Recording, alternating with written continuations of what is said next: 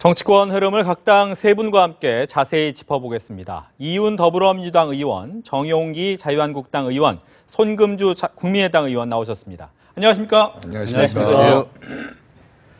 지난 10일은 문재인 정부가 출범한 지 6개월이 되는 날이었습니다. 이에 대한 내용을 먼저 짚어볼 텐데요. 관련 영상 보시고 오겠습니다.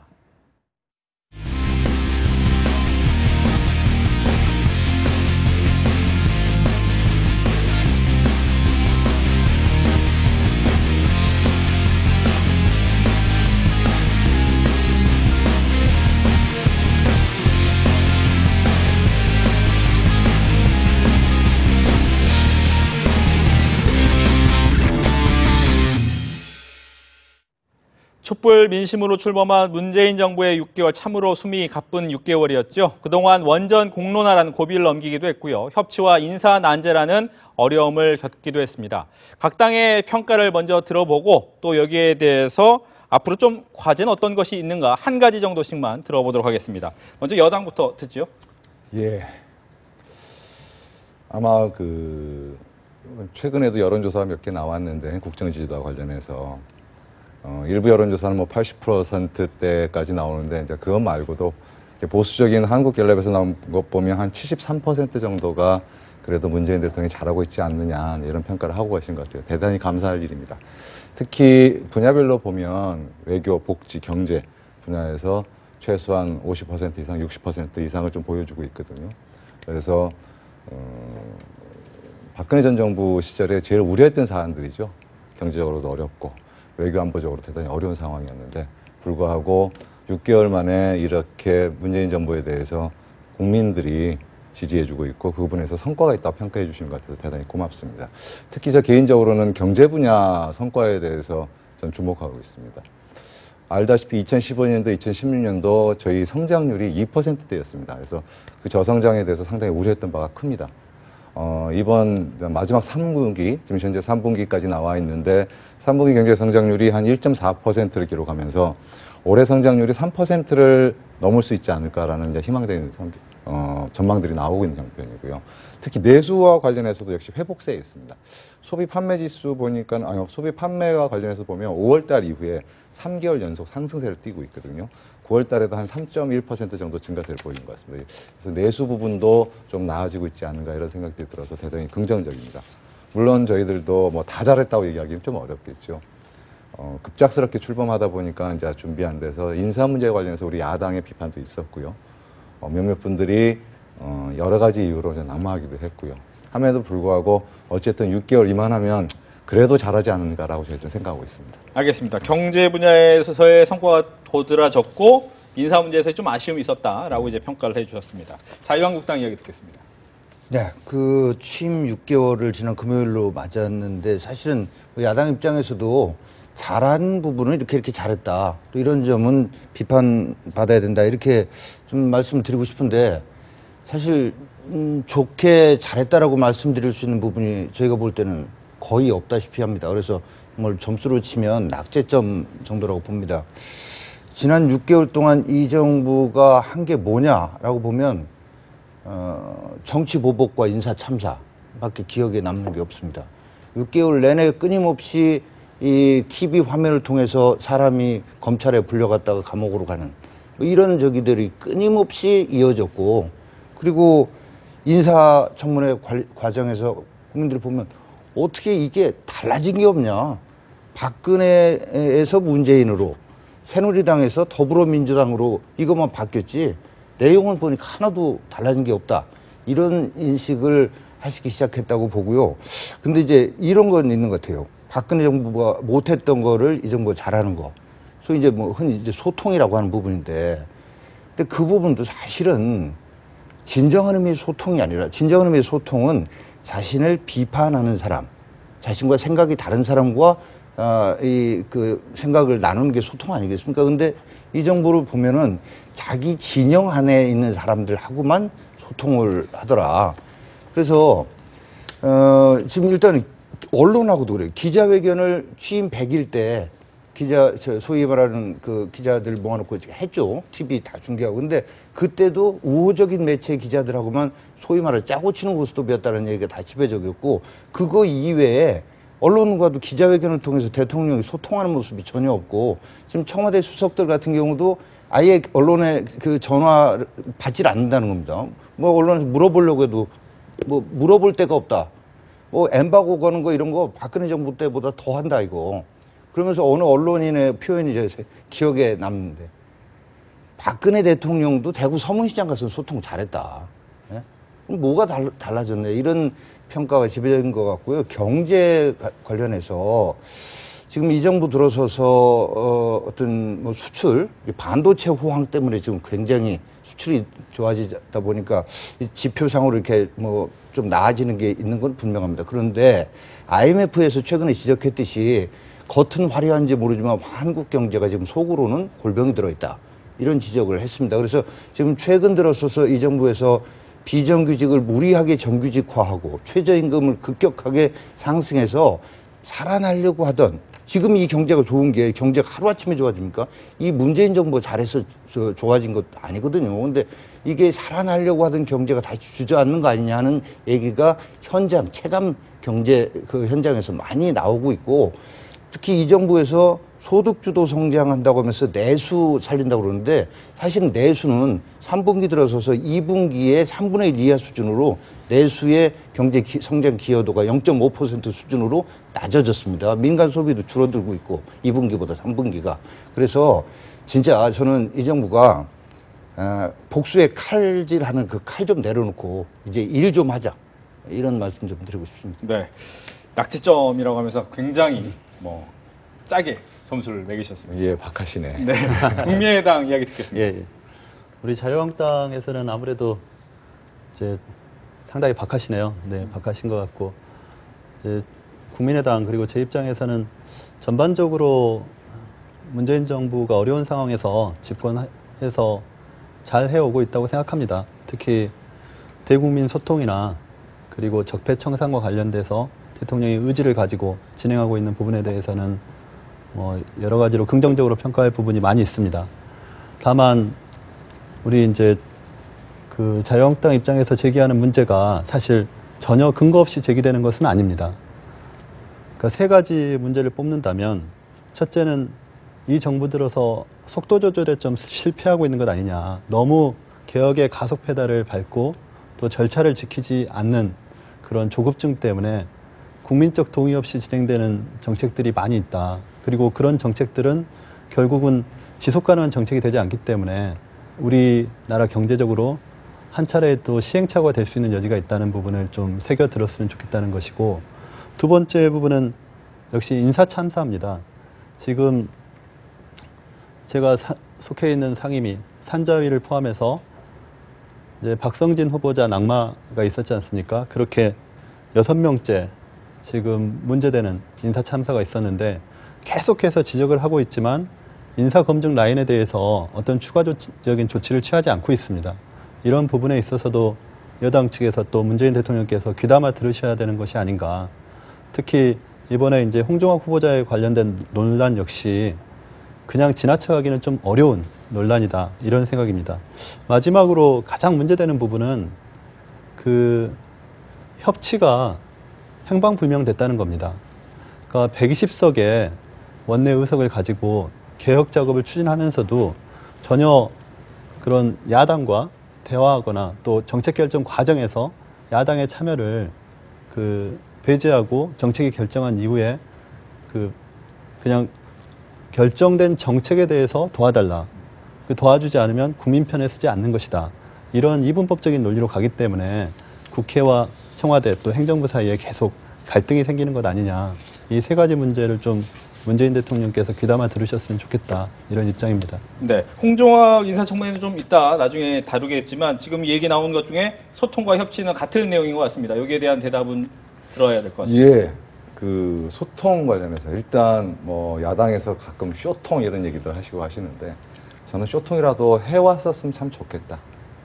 국민들하고 가깝게 지내시는 대통령을 원하는 우리 국민들의 의지들이 있고 그런 민심들이 있었습니다. 그래서 충분히 문재인 대통령께서 탈권위, 그다음에 대통령이라는 권위나 대통령의 딱딱함이 아니고 국민들하고 가볍게 잘 섞이셔 들어가는 이 과정에서 민심을 읽으시려고 애를 많이 쓰고 계십니다. 다만 아쉬움이 있다면은 아마 야당과의 소통 부분에 있어서 좀 아쉬움들을 표명하는 것 같습니다. 근데 이 정치적인 야당과의 소통은 일방적으로 이루어지지 않습니다.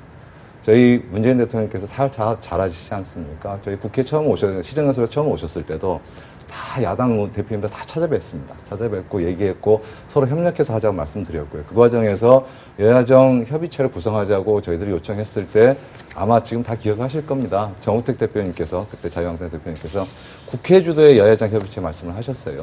그 이후에 그럼 국회가 주도해서 여야정 협의체를 구성하는 데 대해서 믿고 맡겼는데 진행이 안 됐습니다. 지금까지 사실은 그 부분에 대해서는 사실은 저희들도 대단히 안타까움을 가지고 있고 아쉬움을 많이 갖고 있습니다. 다만 그렇다 하더라도 여당 입장에서 그것이 안 됐다 해가지고 저희들이 뭐 핑계대고 싶은 생각은 없습니다. 그런 관점에서 국민의당대로 또 자유한국당대로 바른정당대로 그다음에 정의당대로 저희들이 적극적으로 훨씬 더 많이 협력도 구하고 사전에 설명도 해야 될 건 분명히 맞는 것 같습니다. 근데 그 부분에 있어서 저 개인적으로도 원내 대표단의 한 일원으로서 열심히 주장도 하고 쫓아다니지만 부족한 건 사실이고요. 그래서 이번 정기국회 마지막 이제 뭐 입법해야 될 계획법도 있고요. 예산안도 있는데 열심히 다시 찾아뵙고 설명드리고 오해하지 않도록 저희들이 열심히 설명하고 사전에 좀 협의 좀 해서 원만하게 정기국회 좀 마무리 짓도록 하겠습니다. 네. 뭐 더 하실 말씀 있습니까? 네. 우리 이 의원께서 그런 부분에 대해서 일부 인정해 주신 부분은 감사하게 생각합니다. 그러니까 협치라는 것이 상호적인 겁니다. 뭐 여야정 협의체 구성과 관련해서도 국회 주도라는 것이 굉장히 원론적인 전제가 돼야 되는 부분이기 때문에 야당들이 계속 주장했던 것이고 그 국회 주도의 여야정 협의체 문제가 더 이상 전진되지 않는 부분에 있어서는 저 역시 답답한 부분입니다. 그러나 어쨌든 그 여당에서 그리고 청와대에서 어떤 개혁에 대한 조급증 또 빨리 추진해야 된다는 그런 것 때문에 이미 결정된 내용에 대해서 그 야당이 따라와야 된다는 그런 식의 일방통행적인 정책 추진이 많았다는 것입니다. 그런 부분에 대해서 문제 제기를 하는 것이고 그 부분들을 여당에서 적극적으로 역할을 해서 청와대와 야당 사이에 그 교량적인 역할을 해주셔야 청와대의 개혁 작업 역시 앞으로 전진할 수 있다 이렇게 보고 있습니다. 네, 자유한국당이 더 듣습니다. 예, 여야정 협의체 관련해서는 내일도 국회의장 주재하에 지금 이제 바른정당이 교섭단체 자격을 상실했으니까 맞았죠, 네. 이제 3당이 되겠네요. 3당 원내대표 회동이 있습니다. 그동안에 쭉 이어져 왔어요. 국회에서는 그게 계속돼 왔는데 근데 왜 정부 내진 청와대하고 안 되고 있는가? 이거는 대통령부터가 진정성 있는 여야정 협의체를 할 의사가 없었기 때문이었다. 첫째는 형식적인 측면에서는 그동안에 국회 중심이라고 하면 국회는 교섭단체 중심으로 움직이지 않습니까? 그런데 교섭단체가 아닌 정의당을 반드시 넣어야 된다라고 하는 이런 조건을 다루니까 그런 형식적인 측면에는 그런 것도 있었고요. 실제로 보면 인사 참사가 쭉 일어나면서 야3당이 전부 다 반대하는 인사를 그냥 그대로 밀어붙이고 정책과 관련해서도 보복 차원의 정책 결정을 내진 추진을 해나가는 거죠. 원전 신고리 중단할 때도 그래요. 국회라고 하는 대의기관, 국회야말로 공론 정치, 또 수기민주주의의 대표기관이 이 대의정치 아닙니까, 국회? 근데 국회 완전히 제껴놓고 정말로 어떤 자격을 가지신 분들인지도 모르는 그런 공론화위원회 만들어가지고 그걸로 인해서 그 직접적인 경제적 손해만 해도 1,000억이 넘는다고 그러고 그 1,000억 이상의 플러스 알파의 손해가 있었을 수 있어요. 네. 그리고 근데 이거 국회하고 전혀 상의 없이 아니 국가의 에너지 정책의 근간을 이루는 이걸 국회를 제껴놓고 한다고 하면서 협치를 얘기하고 소통을 얘기하니 되겠습니까? 저는 그리고 그저께 저녁에 황당한 얘기를 제가 들었어요. 저희 의원실로 금강유역 환경청의 간부가 전화를 해가지고 4대강에 있는 금강수계, 제가 일단 대전이니까 4대강 다 그러는데 금강수계에 있는 보호의 수문을 다 최저수위까지 여는데 그걸 이제 알려준다라고 전화로 저녁 때 해왔던 거예요. 자, 아직까지 수자원 정책이며 수질 물 관리 모든 거 수질은 환경부지만 수자원 관리 이거 국토부 소관 업무입니다. 제가 국토인데. 예. 근데 이거를 왜 환경부 산하의 금강역 환경청에서 문을 여는 거를 결정하고 이거를 또 통보를 하는지 이게 대한민국 행정이 어떻게 이 모양까지 되는지 이런 거 자체가 전혀 국회 사전에 보고도 안 하고 설명도 없이 이 갈수기에 전국의 4대강 보에 있는 이 수문을 다 최저수위까지 내리겠다. 이 협치하고 상관이 정책조차도 네. 이렇게 보복 차원에서 하는 이런 행태를 보이는데 야당 보고 그러면서 여야정 협치하자. 그리고 여론조사 얘기하는데 잠깐 좀 저기 하자면 전 정부 내진 전 정부 대통령에 대해서 정말 한 맺힌 특정 여론조사 회사의 그 왜곡된 여론조사 결과만 믿고 지금처럼 그렇게 오만한 정치하면 그 여론조사라고 하는 건 한순간에 바뀌어진다는 알겠습니다. 말씀도 드리고 싶습니다. 예, 짧게 답변 듣겠습니다. 일단 가깝게 한 맺힌 여론조사 기관은 어딘지 모르겠습니다. 한국갤럽이 지금까지 그 보수인 한국갤럽이 저희 문재인 정부나 저희 민주당이 어떻게 왔는지 잘 아시는 분이 그렇게 얘기하신 거 좀 어폐가 있는 것 같고요. 아마 신고리 오르코기 과정에서 국회와 충분히 상의하자고 협의하지 않았다고 얘기하는데 물론 맞습니다. 근데 국회가 지금까지 이 원전 문제와 관련해서 얼마나 무기력했는지는 지난 올해 말고요. 작년 국감에서 봤어도 충분히 드러났었습니다. 이미 신고리 오리코기에 대한 안전성 문제와 관련해서 그렇게 얘기를 했음에도 불구하고 이게 진짜 답 없는 메아리였었거든요. 그게 국회의 현주소였습니다. 함에도 불구하고 현지 지역에 있어서 반수가 그 당시만 해는 60% 넘는 주민들이 원전의 안전성 문제, 특히 경주지진으로 인한 원전의 안전성 문제를 그렇게 끊임없이 제기함에도 불구하고 누구도 답을 내리지 않았어요. 원안위도 그랬고, 권한이 있다고 얘기하는 원안위도 그랬고, 실제 행정의 주무관청인 산업부 역시 마찬가지. 아무도 답 내지 않았었습니다. 함에도 불구하고 이 신고리 오리코기를 저희들이 공약상으로는 당장 중단했음에도 불구하고 아까 말씀하셨듯이 이게 부작용이 있어요.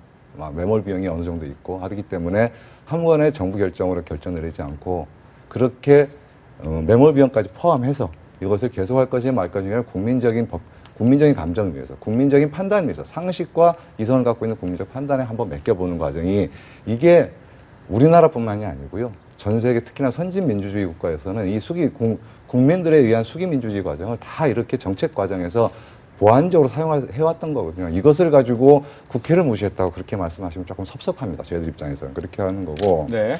또 하나는 여러 가지 부분에서 저희 아까 경제적인 부분에서 얘기도 좀 하시는데 실제로 최저임금이나 아직 근로시간 문제는 좀 더 논의해야 될 부분들은 있지만 최저임금 문제만 하더라도 그렇습니다.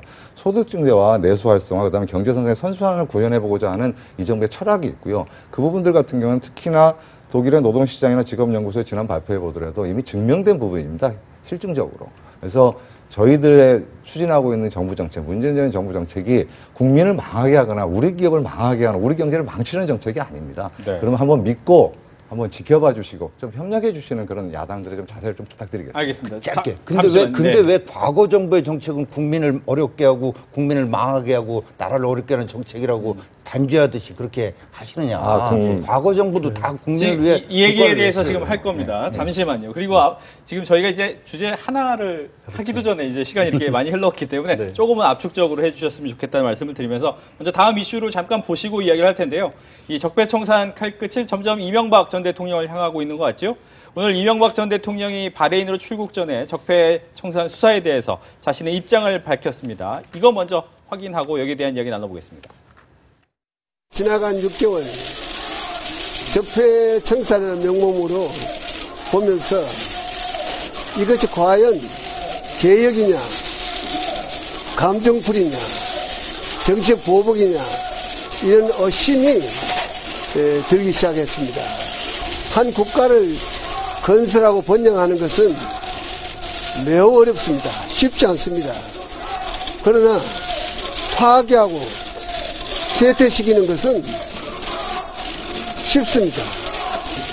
새로운 정부가 들어와서 오히려 모든 사회 모든 분야가 지금 갈등이 분열이 깊어졌다고 이렇게 생각해서 저는 많은 걱정을 하고 있습니다.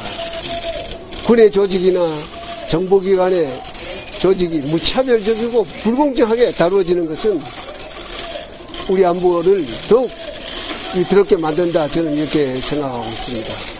2013년 국정원 댓글 상식에 벗어난 질문을 하지 마세요. 그 상식 안 맞아요.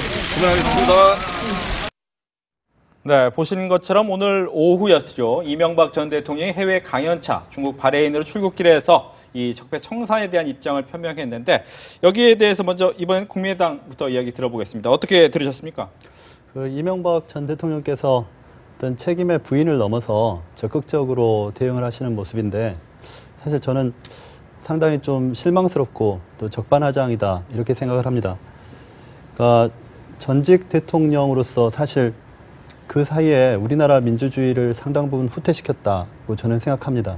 그리고 그만큼 책임 있는 자세가 필요한 것이고 또 추운 겨울에 촛불을 들었던 국민들에 대해서 어떤 적극적인 답변, 책임질 부분은 책임지겠다 이런 답변을 기대했는데 그보다는 오히려 물타기식의 그런 답변이어서 아쉬웠습니다. 그 이명박 전 대통령의 경우에 물론 지금 나타나는 그 민주적 기본 질서의 근간과 관련된 이 부분에 있어서 수사가 이루어지고 있고 또 지금 드러난 자료들을 비춰보면 아마도 수사가 전 대통령까지 확대되지 않을까 이렇게 생각을 합니다. 그러나 그 외에도 지금 가스공사, 석유공사, 광물자원공사 이 이명박 전 대통령 시기에 있었던 무분별한 자원 외교 때문에 지금도 국민의 혈세가 충원이 되고 있습니다. 그것이 한두 푼이 아니고 1, 2조씩 들어가야 되는 그런 상황입니다. 사기업 같았으면 배임 문제가 논의될 수 있는 그런 상황인데 이런 부분에 대해서 좀 더 적극적으로 책임지는 자세를 보여주는 것이 국민에 대한 도리라고 생각합니다. 네, 민주당 이야기 듣고 자유한국당 이야기 듣겠습니다. 민주당 먼저 이야기하시죠. 예, 일단 기본적으로 전직 대통령으로서 좀 가져야 될 자세는 아니지 않는가 그런 생각이 듭니다. 본인의 재임 기간 중에 일어났던 일들입니다. 직접적인 연관이 있는지 없는지 부분은 앞으로 검찰 수사에서 밝혀내야 될 부분이겠죠. 그런데 그 부분이 밝혀지지 아직 않았다 하더라도 본인 재임 기간 중에 벌어진 이러한 불법적인 일들에 대해서 최소한 책임질 일이 있으면 본인이 책임지겠다는 자세는 보여줬어야 되는 게 국민에 대한 당연한 도리라고 저는 생각을 합니다. 이미 지금 제기되고 있는 의혹이 한두 가지가 아닙니다. 대선 개입 댓글 의혹들이 있고요. 유명인들에 대한 그 블랙리스트 의혹도 있고 김대중 전 대통령 노벨상 취소 청원 공작 의혹도 있고 거기다가 군 사이버 사령부의 이 온라인 여론조작 활동 의혹까지 이게 한두 개가 아니거든요. 만약 이런 의혹들이 있으면 본인이 직접 관여했든 안 했든 최소한의 사과와 유감 표명 정도는 있는 것이 국민에 대한 당연한 도리가 아니었나 이런 생각이 좀 듭니다. 오히려 이 부분에 대해서 정치 보복 내지는 이런 것들을 좀 운운하는 것 자체가 오히려 철저한 적폐청산의 필요성을 국민들한테 더욱더 부각시키는 그런 역효과만 벌이지 않았나라는 생각이 좀 들고 있습니다. 어쨌든 국민의 눈높이에서 이런 부분에 대해서 이러한 불법적인 방식으로 진행되는 권력 사유화 문제라든지 이런 것에 대해서 철저한 청산 작업이 뒤따라야 할 것으로 보입니다. 네, 자유한국당 이야기 듣겠습니다. 저는 사실 오늘 MB가 출국 전에 무슨 말씀을 하신다고 그래서 좀 걱정을 한 게 그 광우병 난동 때 청와대 뒷산에 올라와가지고 아침 이슬 들으면서 저기 했다는 그런 그때 당시 보도를 보고 많은 뜻 있는 국민들이 대통령이면 좀 더 분명하게 광우병 문제에 대해서도 당당하게 지금 광우병 가지고 광화문 광장에서 저 난동을 부리는 사람들이 정말로 근거 없는 이런 정치적인 차원에서 기획되고 저기는 시위다라는 이런 것들을 당당히 왜 못 밝히냐 하는 그런 지적이 있었는데 오늘도 좀 그런 식의 어떤 저기 아닐까 이런 생각을 했는데 생각보다는 전직 대통령으로서 지금 이런 안보 위기 또 경제 어떤 상황 이런 것들을 고려해 볼 때 지금 이럴 때가 아니다라는 것을 그런 또 국민적인 우려를 잘 이렇게 전달을 했다고 생각을 합니다. 앞으로도 저는 MB한테는 좀 부탁을 드린다면 지금 이 정부가 있죠. 첫 출발이 뭐냐면 이제 촛불 혁명으로 이 정권이 탄생됐다 이렇게 인식을 하고 있는 데서 모든 문제가 시작되고 있습니다. 대통령께서 미국까지 가서도 촛불 혁명이라는 단어를 썼는데 그때 우리가 탄핵 국면에서요. 혁명이라고 하는 헌정 중단 사태가 일어나면 안 되겠다라는 차원에서 저희 당의 일부 의원들조차도 탄핵 과정에 헌법과 법률에 정해진 법치주의의 절차에 따라서 정권이 이양될 수 있도록 이렇게 한 겁니다. 이게 근데 이거를 혁명이라고 생각하고 이제 혁명군처럼 점령군처럼 처단할 것 처단하겠다, 청산하겠다 이런 데서 나오는 거고 그 과정에서 지금 이 정권의 핵심 인사들이 얘기했듯이 우파를 괴멸시키고 내년 지방선거에 지방 권력을 장악해서 기반을 다진 다음에 좌파 장기 집권을 시대를 열겠다 하는 이런 의도하에서 기획적으로 지금 이번에도 민주당의 이런 세 가지 뭐 적폐청산 문건 얘기 나왔고 지난번 방송 장악 문건도 나왔습니다만 문건을 만들어가지고 기획해가지고 시민단체나 우호적인 언론을 동원해가지고 이런 사회적인 분위기를 강제하는 분위기를 만들어서 이렇게 해나가고 있는 이런 상황이 참으로 우려되는 거고요. 이 우파 괴멸하는 과정에서 지금 잘잘못 개별 사안의 이런 잘잘못 여부와 무관하게 군과 검찰과 또 국정을 비롯한 우리 이 나라의 정보기관에서 자유민주주의 체제를 지켜왔던 세력들이 어떻게 보면 대대적으로 숙청당하는 이런 상황이 아주 우려가 되는 거고 오늘 MB가 그런 부분을 지적하지 않았나 이렇게 생각을 합니다. 네. 예. 물론 우리 자유한국당 입장에서 그렇게 말씀을 하신 건 제가 뭐 이해는 합니다. 근데 엄격히 보면 문재인 정부가 잘하고 있다는 첫 번째 평가 중에 하나가 소통도 있지만 또 하나가 적폐청산 개혁 작업이 있습니다. 이 적폐청산과 개혁 작업이라는 것은 사람의 대상은 아닙니다. 사실은 어느 특정인을 대상으로 해서 이 사람을 죽이거나 정치로 보복하려는 것이 아니고 실제로는 그 반칙과 특권, 그 사회부조리의 모순, 또 하나는 불법적으로 운영된 권력들, 사유화된 권력들, 이제 이 부분을 더 이상 지속될 수는 없다라는 이유 하나만 가지고 적폐청산이 진행되고 있는 겁니다. 여기에 대한 국민적 지지도가 있어서 사실은 문재인 대통령의 국정 지지도가 그만큼 올라가 있는 거고요. 저희들이 좀 아쉽게 생각하는 방금 말씀하신 것 중에 얘기하시는 것, 외교 안보와 MB는 아무 관련 없습니다. 외교 안보와 지금 현지에서의 외교 안보의 국면과 이명박 대통령이 댓글 부대를 운영하거나 김관진 장관을 통해 가지고 그 사이버 사령관을 북한을 상대하러, 북한의 해커들을 상대하라고 만들어 놓은 사이버 사령부를 불법적으로 운영해서 정치인들의 뒤에서 댓글이나 달고 있고 연예인들 합성선이나 만들고 있고 그것 하라고 만든 사이버 사령부가 아니거든요. 그런 면에서 보면 저는 이명박 대통령이 먼저 국민들 앞에서 죄송하다고 말씀하셨어야 되는 겁니다. 그런 상황은 이것은 어떤 방식, 본인이 뭐 정치보복을 하겠든 감정 싸움을 하겠든 그런 말 한마디로 그것을 가릴 수는 없을 것 같습니다. 네. 국민의당 얘기했습니다. 그러니까 지금 이명박 전 대통령이 그 연관된 문제들은 지금 자유민주적 기본 질서에 반하는 행위에 대한 문제입니다. 그렇기 때문에 저희 당도 그 적폐청산의 차원에서 이 부분이 적극적으로 수사가 되고 진실이 밝혀져야 된다는 것이고, 다만 문재인 정부에 얘기하고 싶은 부분은 적폐라는 것에 대해서 명확한 기준을 좀 정해달라.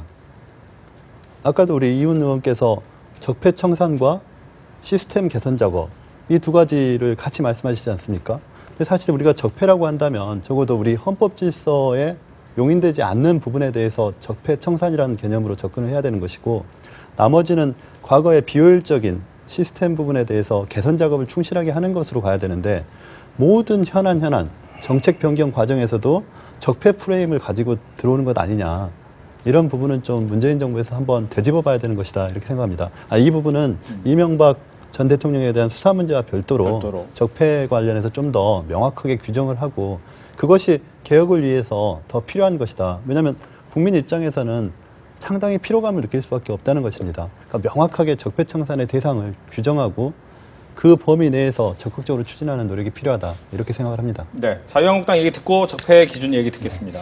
자, 이 정부가 지금 적폐청산을 미명하에 이렇게 자행하고 있는 일들이 정치 보복이라고 하는 어떤 방증이 말이에요.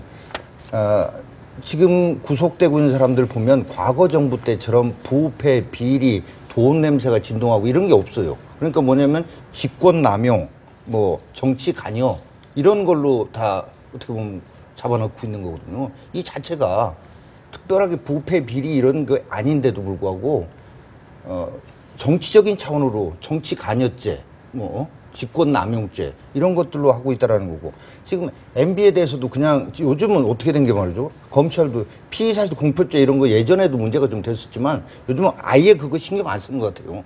모든 걸 다 그냥 언론에 미리 저기해가지고 인민재판을 받게 하는데, MB 스스로 얘기했잖아요. 아니 DJ 노벨상 그거를 취소하는 청원을 그런 걸 했겠느냐라는 그런 취지로 했는데 대통령이 지금 아까도 얘기했지만 지금 정부 대통령이나 정부가 국민을 위해 국가를 위해 한다며요. 근데 과거 정부는 다 악마 집단입니까? 예? DJ 그 노벨상 이미 받은 거를 그걸 취소하는 거를 정권 차원의 대통령이 했겠습니까? 연예인 합성. 그러니까 말이 그냥 들으면 마치 MB가 연예인 사진 합성이나 시키고 이러라고 하는 것 같아요. 사이버 사령부 만든 본래의 목적, 그 목적에 대해서 대통령으로서 관심을 가지고 보고를 받았을 수 있겠죠. 근데 이거를 마치 MB가 무슨 사진 합성 시키고 무슨 DJ 노벨상 받은 거 취소 청원하도록 공작시키고 저 MB가 호남 사람은 그 사이버 사령부에 뽑지 말라고 한 것처럼 기정사실화해서 이렇게 좀 흘리는, 제가 무슨 MB를 비호할 그럴 생각 전혀 없고 제가 무슨 친이계도 아닙니다만은 이런 식으로 진행되는 것 자체가 정말로 이거는 인민재판이고 정치 보복이다라고 볼 수밖에 없다라는 거죠. 알겠습니다. 예. 일단은 뭐 바라보는 시각이 다른 건 어쩔 수가 없는 것 같고요.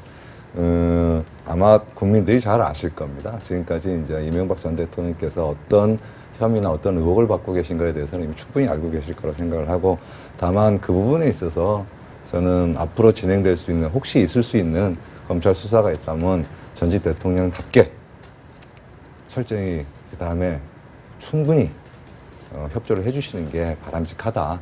본인이 정치보복 내지는 간병싸움 이러면서 이 은근슬쩍 이 손바닥으로 회를 가려는데 그런 일들을 좀 안 벌이셨으면 좋겠고, 정치적 논란거리를 더 안 만드시는 것이 오히려 부분이 우려하셨던 공론 분열을 줄이는 길이라고 저는 생각을 하고 있고요.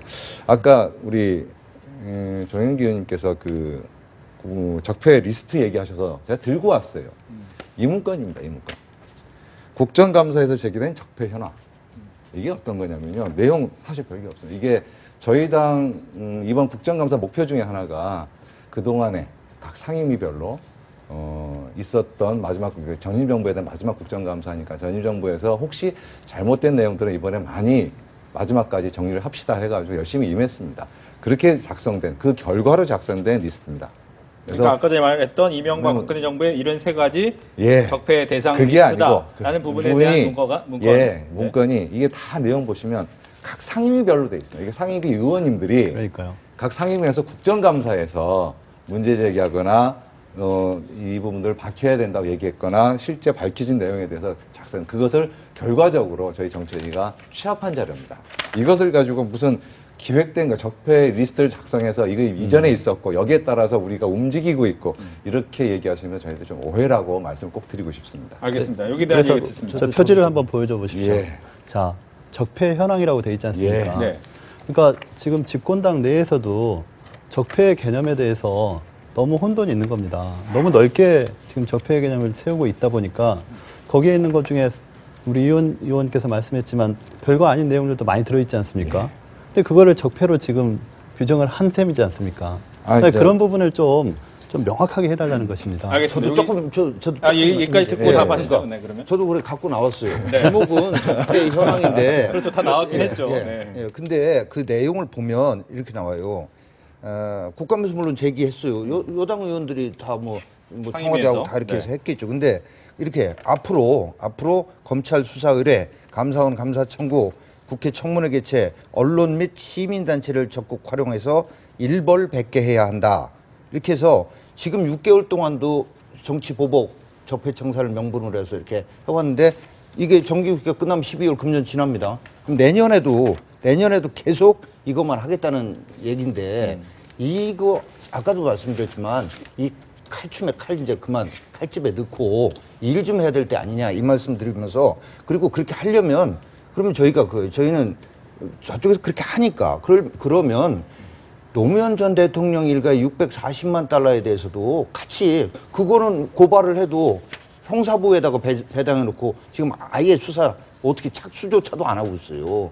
그다음에 지금 공공기관의 그 뭐 취업 비리와 관련해서 철저하게 수사라고 대통령이 그랬는데 그러는 중에 민주당에서는 공공기관 갈 사람 손들으라고 문자 메시지 돌리고, 또 대통령 아들인 문준용 씨 취업 특혜 의혹에 대해서도 그럼 같이 수사를 해야 될 거 아니겠어요, 같이. 그러면은 대통령에 대해서 진정성, 정말로 이게 누구를 타겟으로 하는 게 아니라 정말 권력의 사유화 뭐 이런 것들을 저기 하고 이 나라를 바로잡기 위해서 아프지만 같이 갑시다. 국민 여러분 이런 걸 믿겠죠. 근데 그게 아니고 말 그대로 모든 게 내가 하면 로맨스 남이 하면 불륜식으로 칼질을 할 때조차도 그러니까 이거를 못 믿고 자 그리고 그런 걸 떠나서 지금 이런 거잖아요. 칼은 칼집 안에 넣고 그 권력을 행사해야지 칼을 뽑아가지고 이렇게 칼로 모든 것을 다 해결하려고 하는 이런 식의 국정 운영은 국민 통합이라고 하는 정치 본래의 목적에도 맞지 않는다. 알겠습니다. 여기에 대한 답 잠깐 네. 얘기 듣고요. 네. 지금 제가 보니까 국정감사장이 연합뉴스 TV로 옮겨온 것 같습니다. 제가 한 달간 국정감사 과정에서 본 것은 이렇게 민주당과 자유한국당 간의 적폐, 신적폐, 정치보복 논쟁이었습니다. 지금 이게 다시 재현되는 건데요. 이제 좀 그런 부분에서 좀 잊지 말고 좀 미래를 향해서 국가 성장 동력이라든가 일자리 감소에 대한 좀 진지한 고민 이런 것들이 필요한 때입니다. 근데 그런 부분은 여당도 좀 귀담아 듣고 자유한국당 쪽에서도 좀 귀담아 들어주셨으면 좋겠습니다. 예.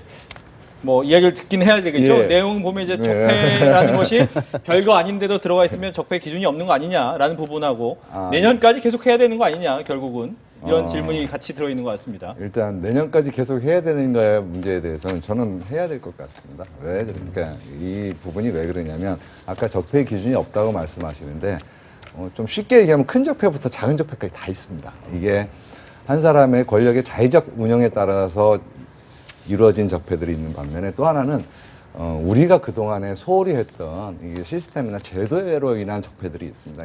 그래서 이게 섞여 있는 것은 맞습니다. 그런데 이러한 개혁 자국이라는 것이 역대 정권에서 누차 뭐 우리 선배 정치인들로 누차 들은 거 보면 개혁 작업이 성공하려면 1년 안에 끝내야 된다고 얘기를 보통 합니다. 그만큼 정부의 힘이 좀 있고 대통령의 지지도가 좀 높을 때 어쨌든 이렇게 왜냐하면 아까 칼을 휘두르는데 이게 칼 휘두르는 게 100점짜리가 아닙니다. 저도 알고 있습니다. 다 후유증이 남고요. 부작용이 남습니다. 함에도 불구하고 나라가 그래도 진전하기 위해서는 불가피하게 이게 우리가 딛고 일어서서 우리 모두가 감내해야 될 또 아픔일 수도 있습니다. 그래서 그 아픔을 또 길게 가져갈 필요는 없습니다. 그래서 모든 정부에서 선배 정치인들이 한 1년, 정권 잡고 1년 동안 개혁 작업을 충실히 이행하지 못하면 개혁이 이루어지지 않는다는 그런 충원 아닌 충고들도 많이 듣고 있습니다. 그래서 아직 이제 지금까지 진행된 부분만 가지고도 뭐 충분하다고 얘기할 수는 있지만 이게 제도화되고 이미 묵은 적폐들이 너무나 많습니다. 그래서 그 하나하나들을 제대로 개혁 과제로서, 그다음에 입법으로서, 그다음에 행정 입법으로서, 내지는 검찰 수사로서 이것을 바로잡는 역할 자체가 저희들이 뭐 그만둔다고 그만둘 수 있는 처지도 아니고요. 사실은 이게 이제 국민들이 다 지켜보고 있고요. 그다음에 그러한 작업들이 선행되지 않는 이상에 우리한테 미래가 제대로 열릴 수 있다고 믿는 국민도 없는 것 같습니다. 그래서 저희들 같은 경우는 현재 최소한 지금까지 드러나 있는 것만 가지고서도 충분히 이것들을 마무리는 최소한 져야 될 필요성이 있는 것 같고요. 거기에 대한 국민적 지지를 당부드리고 야당 역시도 같이 협의해 나가는 것이 오히려 미래를 함께 여는 주역으로서 저는 당당히 국민 앞에 설 수 있는 길이지 않겠나 이런 생각을 좀 드리고 싶습니다. 예, 적폐 관련해서 한 가지만 더 이야기를 하겠습니다. 그 변창원 검사 투신 관련해서도 이제 적폐 관련 이야기가 좀 연결이 되는 부분이 없지 않아 있습니다. 여야가 이 부분에 대해서 좀 엇갈리게 되는데 손 의원께서 먼저 얘기를 하시죠. 저는 이제 판사 출신이고 또 이제 뭐 그 변창원 검사 고인이 됐지만 상당히 안타깝습니다. 뭐 검찰 스스로도 문제가 있다고 밝힌 바가 있지 않습니까? 공정한 수사에 대한 의구심을 국민이 갖고 또 본인도 억울한 부분이 있다고 생각하고 자살을 한 것 같은데 어쨌든 그 댓글 수사와 관련해서 이 방해받았던 검사가 방해했다고 하는 검사를 상대로 수사를 하다가 벌어진 일입니다.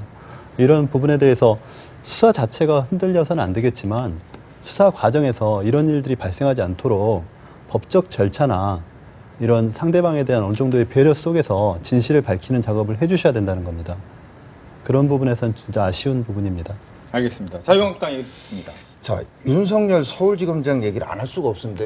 이게 댓글 사건 수사하다가 지난 정부 때 어쨌거나 윤 검사장이 그럼 피해자라고 치자고요. 피해자. 어쨌든 그럼 그 동일한 사건 관계자예요.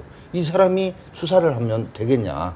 경찰이라도 그런 수사관은 개인의 어떤 원한 한풀이 할 것 같은 사람은 배제하고 판사라면 그 재판부 기피 대상도 된다라고 보여져요. 근데 이분이 이제 맡아서 하는데, 근데 서울중앙지검장에 임명됐을 때 이분이 뭐라고 언론에다 했냐면, 기자가 이 정치 보복, 이런 보복 수사에 우려가 있지 않느냐 그랬더니, 보복하고 이런다면은 그게 깡패지 검사입니까? 라고 얘기를 했어. 그게 TV를 통해서 다 나왔습니다. 지금 하고 있는 일이 마치 깡패 같아요. 사실은 그렇게 안 할 거라고 또 슬쩍 흘렸다고 하는데, 슬쩍 흘리고 새벽에 아침 이른 시간에 아이들 다 있는데 쳐들어가가지고 압수수색하는 그런 식의, 이게 검찰권의 정당하고 공정하고 투명한 행사냐. 마치 깡패 집단이 하는 거와 똑같은 이런 식으로 검찰권 칼을 휘두르고 있는 것 아닌가. 근데 문제는요, 그게 아니라 변창훈 그 서울고검검사가 조직의 명예에 의해서 국정원에 파견돼서 일을 하는 중에 있는 거고, 아직 피의 사실 다 확정된 것도 아니에요. 근데 피의 사실을 마구 흘려댑니다. 김관진 장관도 이분한테 뭐, 그리고 호남 사람 배제라고 했는데, 이 김관진 장관 자체가 호남뿐입니다. 예? 그리고 김관진 장관이 그 사진을 늘 자기 방에 김정일이하고 북한 김영춘 인민무력부장 사진을 걸어놓고, 어떻게 보면 우리 안보에서 가장 강골 무장으로 상징적인 인물 아닙니까? 이런 사람 감옥에 집어넣고, 그 변창훈 검사 같은 경우도 어쨌거나 안보 차원에서 그 댓글 등등 해서 국정원에 파견돼 나갔던 이런 사람이 건물 4층에서 뛰어내려서 자살을 해야 되는 이런 상황으로 가면서, 자유민주주의 체제를 지켜왔던 사람들이 다 이런 식으로 적폐 세력으로 매도되는 이 현실에 정말로 많은 국민들이 문제의식을 가지고 서글픔을 느낀다라고 생각을 합니다. 네, 더불어민주당 이야기 듣습니다. 예. 자유민주주의를 지킨 게 아니고요. 자유민주주의를 파괴했죠. 검찰의 수사를 방해하고, 그것도 국정원에서, 그것도 TF, 불법적 TF를 만들어서 어떻게 이것들을 은폐하고 했던 모의했던 변창훈 검사가 그랬다라는 증거가 없잖아요. 제가 얘기하는 중입니다. 그래서 그렇게 만들어진 TF 정식으로 은폐 혐의했던 정식 멤버였고요. 이분은 그렇게 해서 검찰 돌아간 다음에 그 국정원 퇴직자 모임 양주에서 특별 회원 대접까지 받았던 분입니다. 실제로. 그래서 저는 그분의 혐의가 제대로 수사되기 전에 그분이 그렇게 가신 거에 대해서는 저도 안타깝고 되게 유감스럽습니다. 아까 그 압수수색 얘기하시는데요. 물론 아이들이 등교 전에 간 건 맞습니다. 그래서 아이들이 있으니까, 아이들이 있는 동안은 실제로는 이루어지지 않았습니다. 대부분이 그냥 담소만 했고요. 아이들 등교한 이후에 압수수색이 이루어진 걸로 전해 들었습니다. 뿐만 아니고 오히려 이분 말고요. 다들 얘기를 안 하시는데 TF에 활동하셨던 정모 변호사 계십니다. 그분도 돌아가셨어요. 돌아가셨는데 이분은 수사팀에, 윤석열 수사팀에 이 문제에 관련해서 본인이 적극적으로 협조하려는 의지를 계속 표명하셨고, 자료도 충분히 수집해서 하려고 이랬던 분입니다. 근데 이분의 죽음에 대해서 아무도 얘기 안 해. 제가 볼 때는. 그래서 그런 측면에서 보면 이 부분에 대한 자유한국당의 입장이라는 것 자체가 대단히 편향돼 있다. 지금은 그냥 검찰의 철저한 수사가 진행되고 있고, 그 수사 결과에 따라서 단죄를 받아야 할 분들이 보면 단죄를 받아야 되는 거고, 혐의 자체가 있어서는 안 될 일이지 않습니까? 자유민주주의 헌정 질서를 파괴한 겁니다. 어떻게 검찰이 수사하는데 이 수사를 은폐하려는 사람들이 국정원에 모여서 TF를 만들고, 그것을 작전화해서 진행되고, 거기에 국가 예산을 쓰고, 이런 일을 대명천지 어떻게 벌입니까? 여기에 대해서 누구도, 이거는 변명의 여지가 없는 겁니다. 이 검찰 수사 과정에 있는 거거든요. 이 수사 과정에서 그분이 억울했다면 유서라도 한 장 남겼겠죠. 지금 바로 수사 과정에 있는데 이걸 다 이미 확정된 것처럼 기정사실화해서 여당이 언론에, 검찰이 언론에 흘리고, 여당이 그 내용, 정보 내용 다 듣고 이렇게 방송에서 얘기하고, 이거 자체부터가 공정한 수사라고 볼 수가 없는 거고, 이 수사 결과에 대해서 누가 승복하겠는가, 이런 얘기입니다. 알겠습니다. 뭐 하실 얘기 없으면 다음 주제로 좀 넘어가도록 하겠습니다. 이번엔 이제 뭐 한 주간의 정치 현안을 짚어볼 텐데, 문재인 정부의 내각 마지막 퍼즐이죠. 홍종학 중소벤처기업부 장관 후보자에 대한 인사청문회가 지난 10일 치러졌습니다. 관련 영상 보시고 오겠습니다.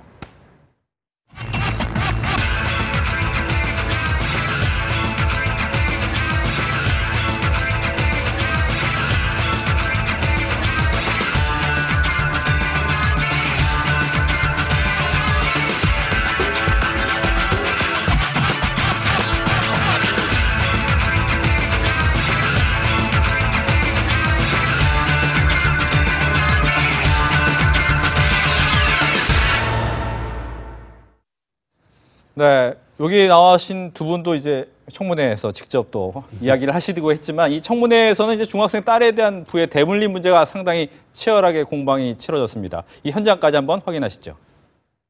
그 법과 제도를 따랐는데 국민 정세에 맞지 않으니까 장관 후보자로서 자격이 없다라는 것은 저는 좀 문제가 있다고 생각합니다. 실제 첫째, 모녀간 금전 소비 대차 계약 이거 뭐 지금 여러 가지 나와 있고요. 저는 뭐 법꾸라지라고 뭐 많은 공격들을 하는데 우리 후보자는 새꾸라지다. 정말 이걸로 강의를 하셔도 돈 많이 버시겠다 이런 생각 들었습니다. 저는 부의 대물림을 비판하면서 뒤로는 상속 이득을 챙기는 이율배반적인 모습을 보이고 그것을 국민 앞에 해명하는 과정에서 합리적 절세라는 국민 기만적 단어를 쓰면서 자가당 가장 절실하게 어려움을 아는 사람으로서 저는 그 일을 하고 싶다는 말씀을 좀 올리겠습니다.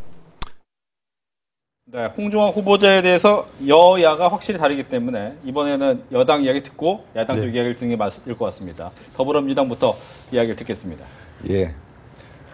저희는 기본적으로 홍종학 후보자님에 대해서 아마 야당 의원님들도 그렇고 언론에서 특히 이러저러하게 많은 문제 제기가 좀 있었던 것이 사실입니다. 그런데 저희는 인사청문 과정에서 충분히 해명됐다라는 생각을 하고 있습니다. 특히나 재산 증여 과정에 대한 탄루 여부나 장려 증여세 및 가족 간의 채무 문제, 상가임대차는 갑질 문제, 자녀 청심 국제적 입학 논란 등에 대해서 충분한 설명도 있었고요. 좀 아쉬운 부분에 대한 본인의 유감 표명도 있었고요.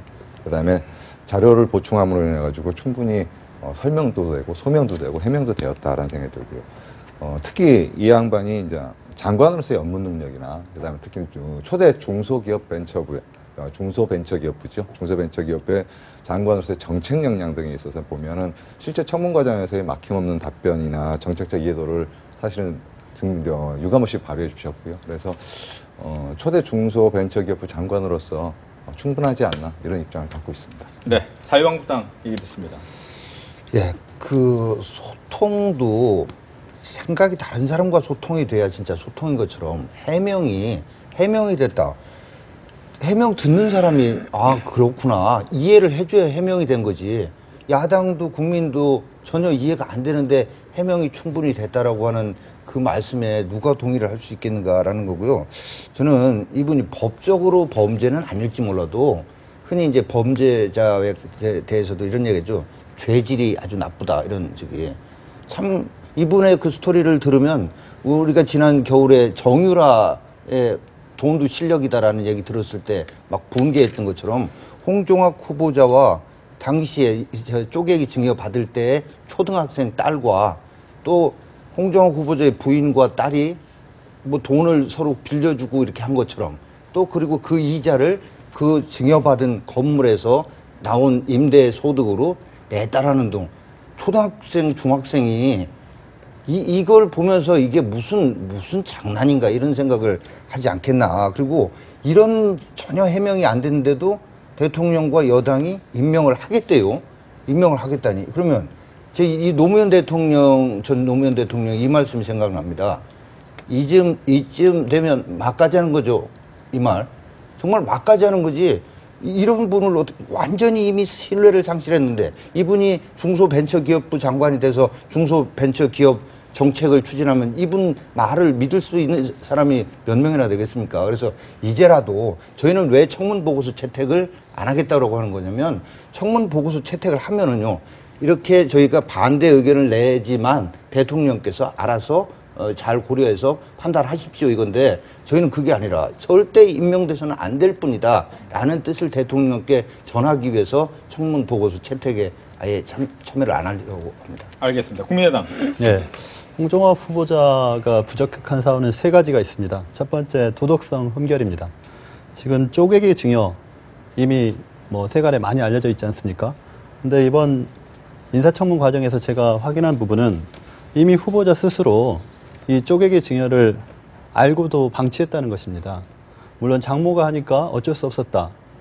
그렇지만 단순한 방치 수준은 아니었습니다. 오히려 회계법인을 통해서 법적 문제가 없이 해달라.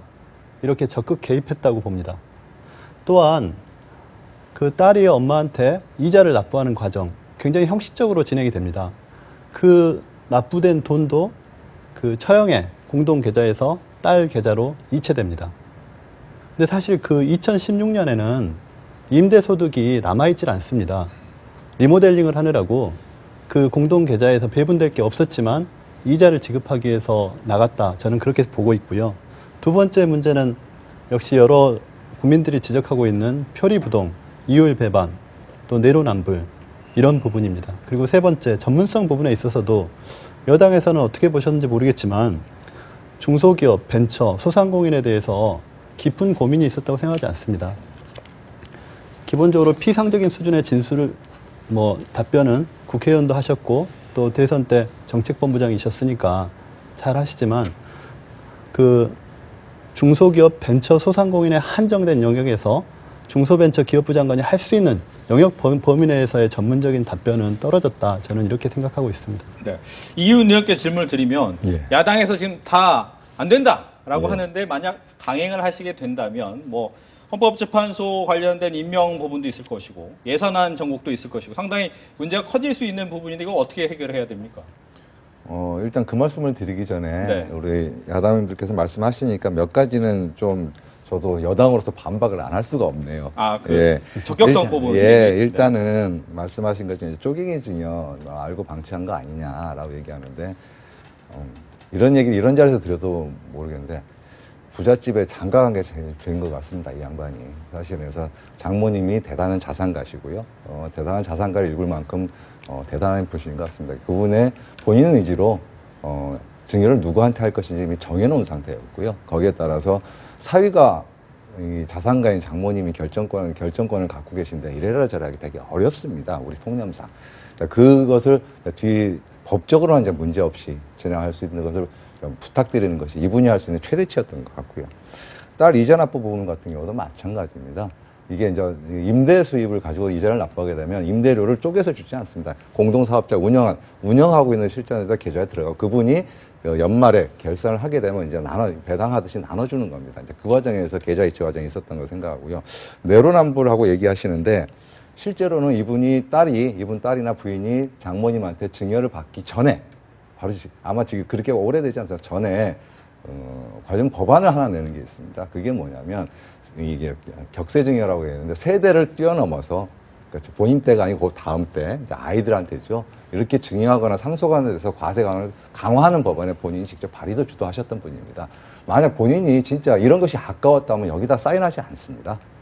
그런 측면을 좀 봐주시면 좋겠고요. 그 다음에 홍 후보자가 중소기업이나 중소상공업자에 대한 애정이 없다 얘기하시는데 19대 때 그분이 하셨던 일들을 좀 찬찬히 살펴보면 충분한 애정과 자기 책임감을 갖고 있습니다. 이 국가발주 사업에 대해서 중소기업의 영역을 보다 확대하려고 애를 많이 썼었고요. 특히나 면세점업의 중소기업의 진출은 보다 앞장서셨고 중소기업 대출 시 은행에서 연대보증 요구하는 것을 금지하게 만들었고요. 그다음에 개인사업자 세액공제를 확대하는 등 충분히 이분 19대 때 의원 생활 하시면서도 중소기업인들이나 중소상공인들에서 대변을 해오셨습니다. 함에도 불구하고 야당이 그래도 안 된다고 한다면 참 저희들 답답하죠. 솔직하게 말씀을 드리면 답답합니다. 저는 야당 의원들한테 정치적으로 여러 가지 이유들이 있을 테니까 저희들이 적격하다고 해서 거기에 동의해달라고 부탁드리지는 않습니다. 그러면 야당 입장에서 이분이 부적격이면 부적격이라는 결론을 갖고 청문보고서 채택하시면 되는 겁니다. 근데 청문보고서 채택 자체는 그건 국회의원에서는 의무라고 봅니다. 본인들이 채택하지 않으면 결론이 없는 겁니다. 이 청문회는. 인사청문회가 끝났는데 우리는 적격하다가 결론을 내린 거고요. 야당은 부적격하다 결론을 냈으면 그 적격과 부적격에 대해서 청문보고서 채택하면 되는 겁니다. 근데 채택 자체를 거부하는 것은 제가 볼 때는 인사청문회를 결론 없이 끝내는 겁니다. 그래서 알겠습니다. 그런 일은 없었으면 하는 저희 개인적인 바람입니다. 짧은 반론 한 번씩 듣겠습니다. 거듭 말씀드리지만 저희가 청문 경과보고서 채택에 참여하지 않는 것은 대통령께 이분은 절대 임명돼서는 안 됩니다라는 뜻을 더 분명하고 강하게 전하기 위해서 그렇게 하는 거니까 대통령께서 이 뜻을 꼭 좀 헤아려 주셨으면 좋겠고요. 앞서 이제 진행자께서 말씀하신 헌재 소장이나 헌법재판관 그 임명 동의까지 영향을 미칠 수 있느냐. 사실은 정말 이런데도 불구하고 임명을 강행한다면 정말 이건 막가자는 건데 저희는 사실 그렇게 막가는 식으로 이걸 똑같이 막갈 수는 없다. 연계시켜서는 안 되는 거다라는 게 금요일까지의 생각이었습니다. 근데 정말 이런 식으로 나온다면 당내에서도 내일도 저희 의총이 예정돼 있습니다만 이거 연계 투쟁해야 되는 거 아니야. 야당으로서는 아니 다른 수단이 뭐가 있느냐. 이렇게까지 여론이 있는데도 불구하고 강행을 한다는데 우리만 나라 걱정하고 헌재 공백을 걱정해서 이거는 또 협조를 해주는 이럴 수 있느냐라고 하는 얘기가 당내에서 또 나올 것이다. 그래서 지금 제가 국민들께 말씀드리고 싶은 것은 이렇습니다. 지금 이분들이 자기들은 깨끗한 척, 예쁜 척, 선한 척 다 했는데 보니까 안 그래요. 자기들도 안 그러면서 다른 사람에 대해서는 엄격하게 혹독한 그 기준을 들이대면서 적폐라고 몰아붙이고 칼질을 하고 하는 이런 실상에 대해서 좀 바로 알아주셨으면 하는 말씀을 드립니다. 예, 국민의당 듣습니다. 네. 그 여당이 보는 시각이 상당히 좀 사실은 좀 아쉬운 부분이 있습니다. 뭐 계좌 부분도 그 홍 후보 스스로 인정한 부분인데 좀 잘못 설명하신 것 같고요. 지금 불법이 아니다 또는 죄 없는 자가 단죄해라 이런 논리거든요. 그러나 우리가 따라야 될 것은 국민의 눈높이입니다. 불법이냐 아니냐가 아니고 국민들이 이분을 중소벤처기업부 장관으로 적합하다고 보느냐 아니냐의 관점이고 국민의당의 입장에서는 국민 눈높이에서는 적절하지 않은 인물이다 이렇게 판단하는 겁니다. 알겠습니다. 예, 분명히 다를 수 있습니다. 근데 이제 요 시점에 와서 우리 홍종화 후보자에 대해서는 5대 결격 사유 얘기하신 분들이 아무도 안 계세요. 사실은. 그래서, 최소한, 이분이 인사검증을 통해서 저는 뭐 100점짜리 후보라고 저희 여당 입장에서 주장하지는 않습니다. 아쉬움들이 있는 부분이 있고요. 특히나 그 따님 증여 문제와 관련해가지고, 증여세 문제와 관련해서 증여를 해서 한 번에 털었어야 되는데 이것을 아까 모녀 간에 금전거래를 통해가지고 이제 해결을 하는 바람에 법적으로 문제가 없었음에도 불구하고 좀 아쉬운 부분이 있는 것도 사실입니다. 하면 이 부분에 대해서는 후보자도 청문회에서 충분히 유감 표명도 있었었고요. 함에도 불구하고 우리 홍종화 후보자가 갖고 있는 최소한의 정책 역량이나 이런 걸 미쳐볼 수 없고 그리고 전문 역량도 마찬가지고 뭐 야당 의원들이 가끔 코드 인사 얘기하는데요. 저는 코드 인사 당연히 해야 된다고 생각을 합니다. 그래야지 이 정부에 대한 정책 이해도도 있고 정부 철학도 있고 가치를 공유하는 겁니다. 다만 코드 인사, 캠프 인사, 뭐 더불어민주당 인사에서 문제가 아니고요. 이분들이 갖고 있는 전문 역량이나 그분들이 업무 역량이 충분한가 아닌가가 검증하는 것이 1차적인 거고요. 코드 인사를 해서 문제되는 경우는 없습니다. 코드 인사를 하려고 사실은 정권을 잡는 거 아니겠습니까? 그분들의 정책 역량, 홍종화 후보자와 마찬가지입니다. 우리 당에서 충분히 정책 전문가로서 검증 받으신 분들이고요. 이분이 갖고 있는 중소기업 역량이라든지 중소상공인들에 대한 그분의 이 애정이라든지 마지막 아까 그런 발언도 하시더라고요. 이 책임감들을 갖고 있는 상황에서 저는 야당이 이번에는 충분히 저희 여당 마지막 퍼즐입니다. 홍종화 후보자에 대해서 좀 협조를 해주시기를 당부드리면서 제 말씀 마칩니다. 짧게 듣겠습니다. 저는 뭐 충분히 5대 원칙 위반의 소지가 있다고 보고 있고 또 자료 조출이 잘 되지 않았기 때문에 그 부분들이 더 분명하게 밝혀지지 않은 것이라고 생각합니다. 어쨌든 국민의당의 입장은 국민 눈높이에서 적극적으로 부적격적인 입장을 밝히겠습니다. 네. 국민들께서 안 보시는 것 같지만 다 보고 계시고 나중에 심판하리라고 생각합니다. 임명 강행하시는 거 실수하시는 겁니다. 자료 제출 마지막 얘기하시는데요. 결국 보니까 야당 의원들이 자료를 다 안 보시고 하셨어요. 그 국세전 자료와 몇 가지 자료에서 사실은 아니죠. 충분히 해명이 됐는데 함에도 불구하고 해명된 자료를 가지고 계좌를 끝까지 요구하셨고 계좌를 안 냈다는 이유로 결국은 자유한국당 의원님들은 퇴장을 하셨는데 저는 그거는 청문회 특히나 국민이 바라보는 앞에서 청문회는 임하는 국회의원의 태도는 아니라고 봅니다. 그래서 알겠습니다. 그렇게 정치적으로 몰고 가면 이 정부에서 누가 장관할 수 있겠습니까? 네, 알겠습니다. 뭐 늦은 밤까지 세 분과 함께 정치적 현안에 대해서 얘기 나눠봤습니다. 오늘 얘기 잘 들었습니다. 네, 고맙습니다. 복잡한 정치 이슈를 공정하고 당당하게 풀어보는 정정당당, 오늘 준비한 내용은 여기까지입니다. 다음 주 정정당당은 저녁 8시 40분에 다시 찾아뵙겠습니다. 시청해주셔서 고맙습니다.